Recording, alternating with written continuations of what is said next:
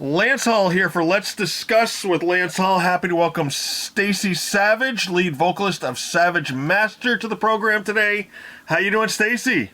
Doing good, Lance. Thanks for having me. Absolutely, not a problem. This is the third time I believe we've chatted. I jumped on the Savage Master bandwagon way back in the beginning, and the road you guys have taken has been awesome. You've got to be thrilled with the way things have gone.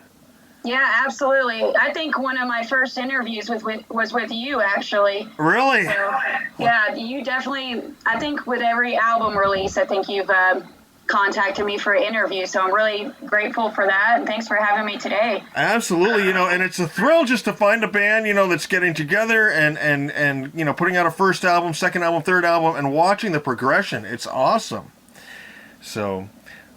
we're here to talk about your third full-length, Myth, Magic, and Steel, coming out next Friday, October 25th on Shadow Kingdom Records.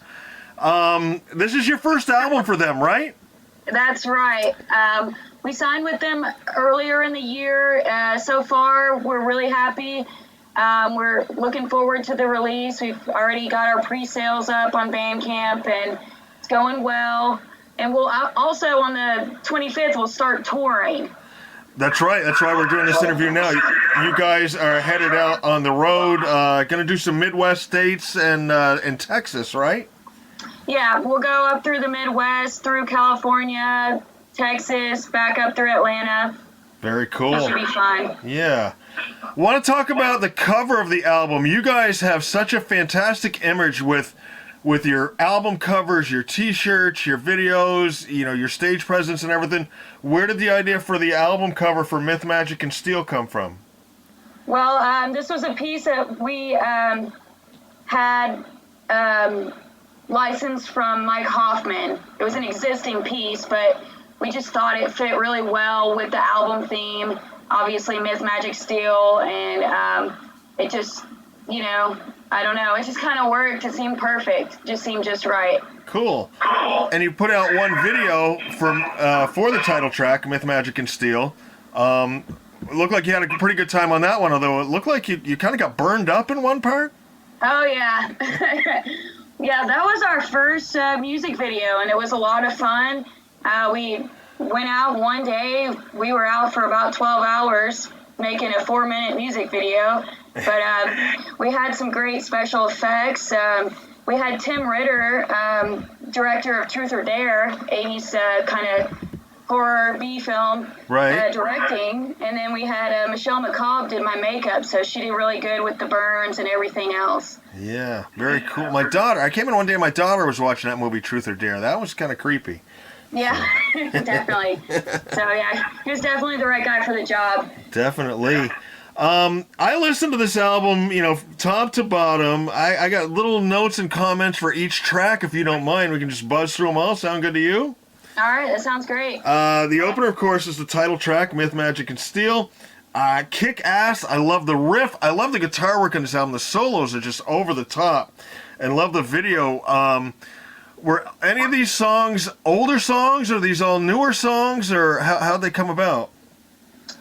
They're pretty much all newer material. Adam's the main songwriter, and he's been working real hard since last year when we got off tour. And we recorded in January, so he didn't have a whole lot of time, but he's got a lot of experience writing songs, and he always comes up with the riff and title, and then we all kind of help complete it and polish it off. Now, do you do the lyrics, or is that Adam? I'm sorry. You cut out a little. Do you write all the lyrics, or does Adam contribute lyrics as well, or who does lyrics? We both contribute to the lyrics. Okay. Probably about 50-50 right now. Okay. Second song, Devil's Ecstasy. Your drummer gets a workout in that song. That is our fastest song to date. I was going to say, that's almost thrash.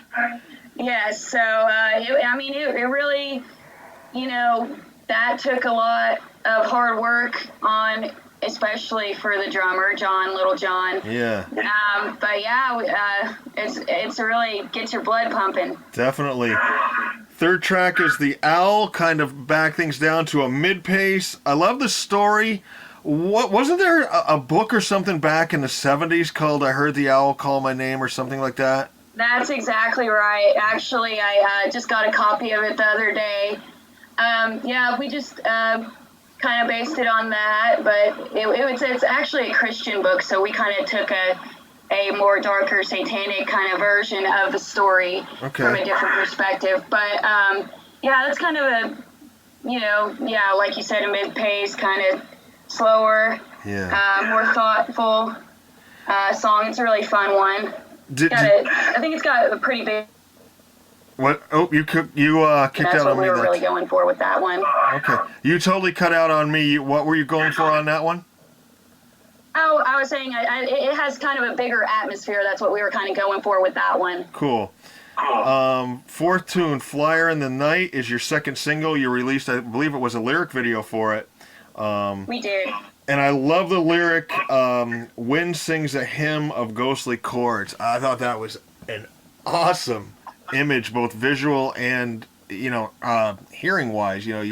That's awesome. That's a great lyric. Thank you. That one was mine. I'll take credit there. Okay. Then Crystal Gazer, incredible riff, high octane. I love the subject matter in it. Do you dabble in any of that stuff with the crystals or anything? Yeah, we're really interested in like LaVeism. We're, behind the spirit of being yourself and standing up for what you believe in and, things like that.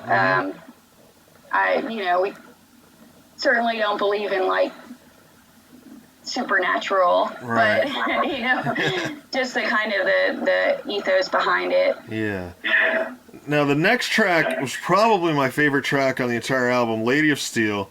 You keep the pedal to the metal, and for my money, that I think is one of your best vocal performances ever on that tune. I thought you just nailed it. Tell me a little bit about that one, since it was my favorite. Thank you very much. Well, that one's a really special track because for the first time we had some guest vocalists. We had Deborah Levine from Lady Beast come and perform. She sang the second verse. I sang the first verse, she sang the second verse, and then Sandy Kruger from Sacred Few, which is an 80s heavy metal band from Cleveland. She came in and sang the third verse, which was super cool because we're fans of Sacred Few, and we were honored to have both of those ladies in there and singing with us. And we went on tour back in the spring, and we were lucky enough to have a few dates where either one or both of them could come on stage and sing with us. So that was really awesome. That's excellent. Next track, "High Priestess." Now we get to take a breath. You got a nice mid-tempo crunch, and I could see that song lending itself very well to the stage, particularly with you guys' stage personas. Are you planning on doing that one live on the tour?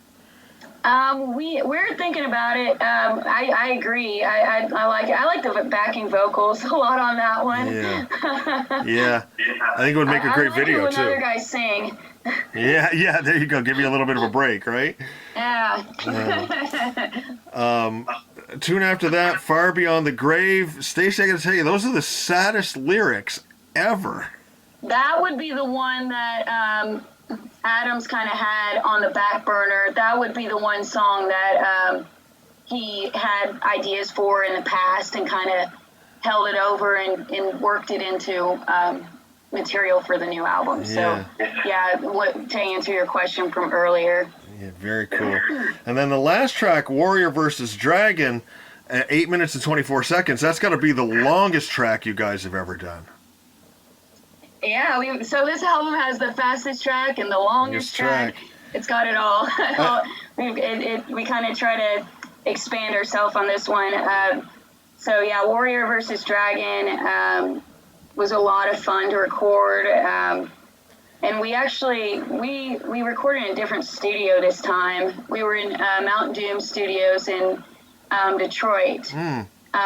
Which was nice because we just stayed with some friends for a week and went to the studio. Right. So we couldn't say, I'm running late, I'm at work, I have to work, or nothing like that. We had to just go, we stayed with our friends, practiced, went to the studio, and it was really, I think, very conducive to helping us focus and get that done. And it was just a lot of fun recording it.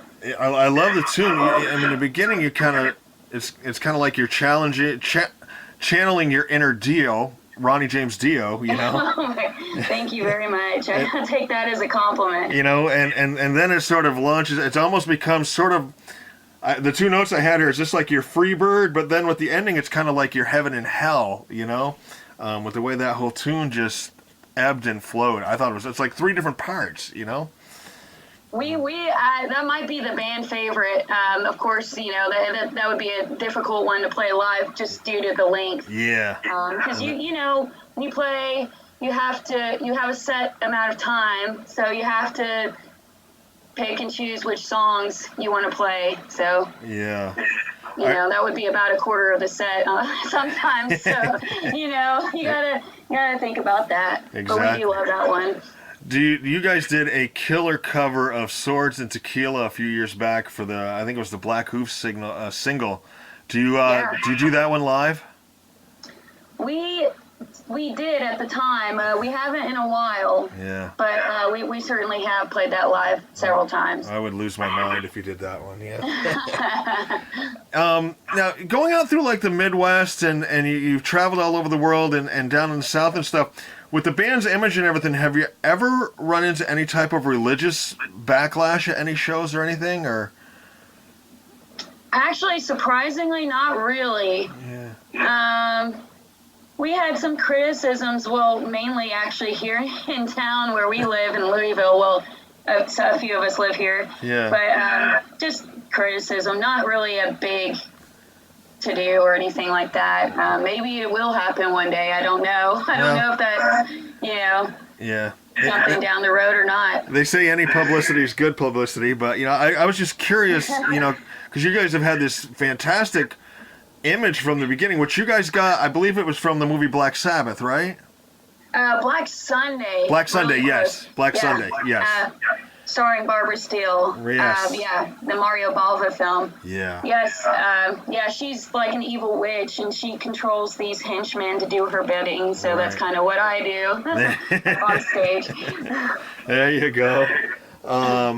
How did you start singing? Did you do any like chorus work in school, or is this something you just sort of fell into? How did you come into the band? I know it was with you and Adam meeting, but I'm sort of interested in how you started singing.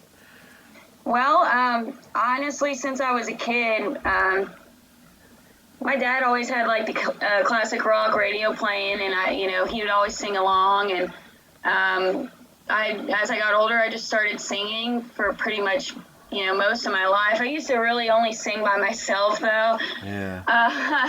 And then I did get into the choir in high school, so I started being more comfortable with singing in front of people, and it taught me a lot. Mm-hmm. And from there, I wanted to get a band, and this is my first band, actually. But yeah, and Adam and I met. I lived in Chattanooga, Tennessee. Okay. And I just wasn't finding what I was looking for there as far as a band.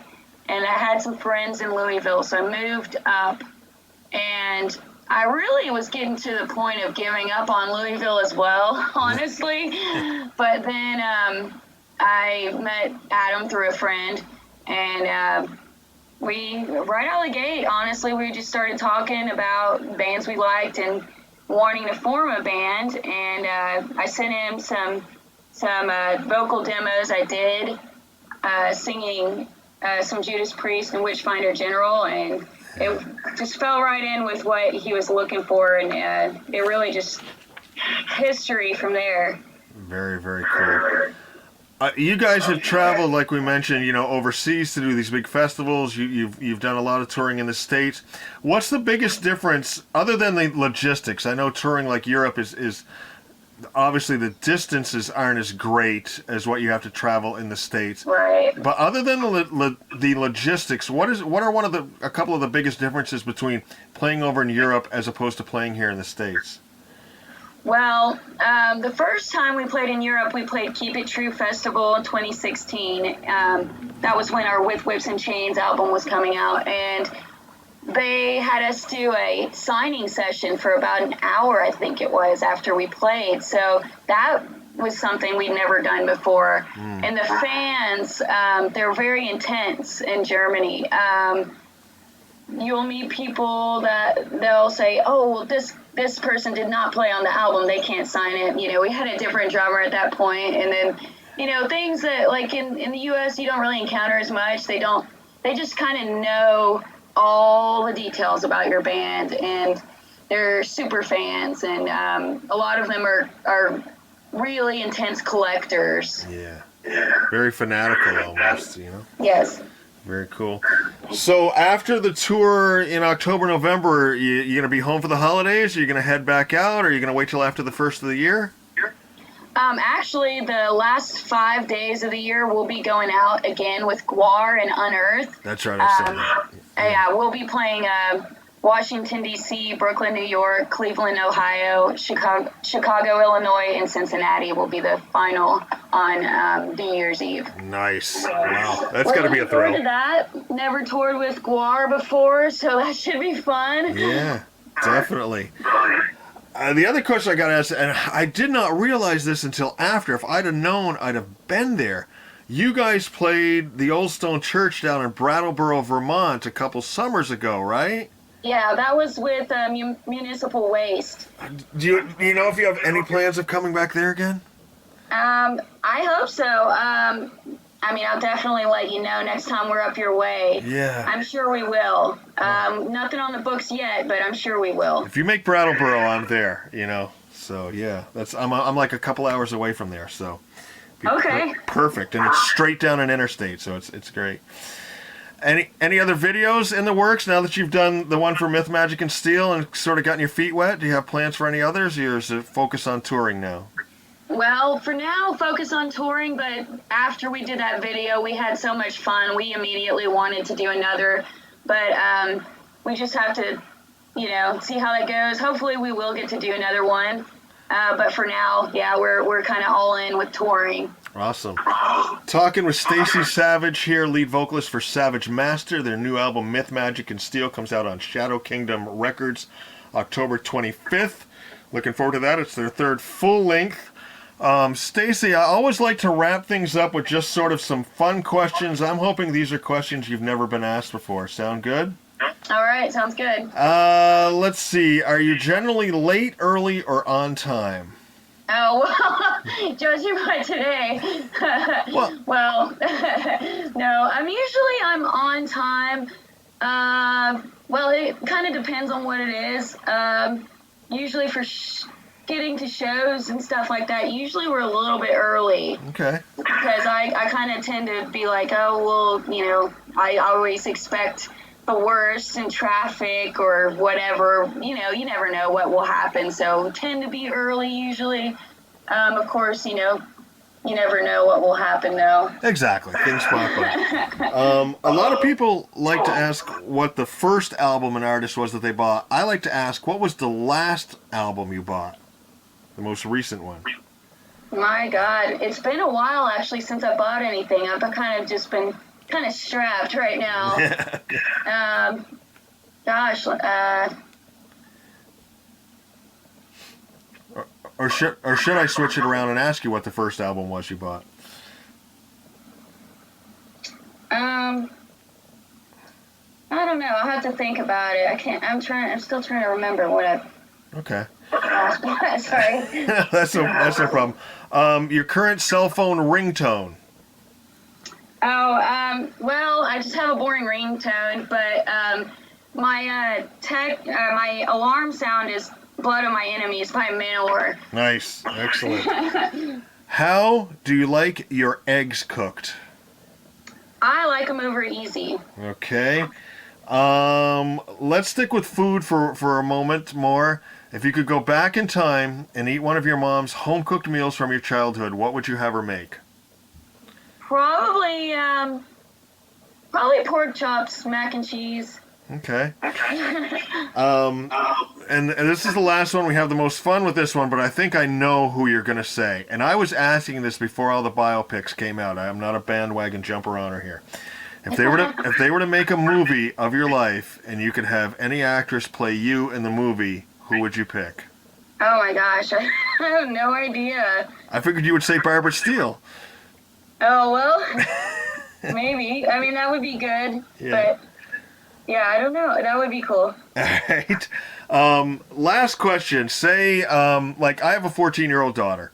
Say she came to you and said, Stacey, when I get older, I really want to front a band. What advice would you give her or any other young person, male or female, that came up to you and said, I really want to front a band when I get older? Well, for me, it's all about passion, and, you know, if you want to do it, then do it all the way.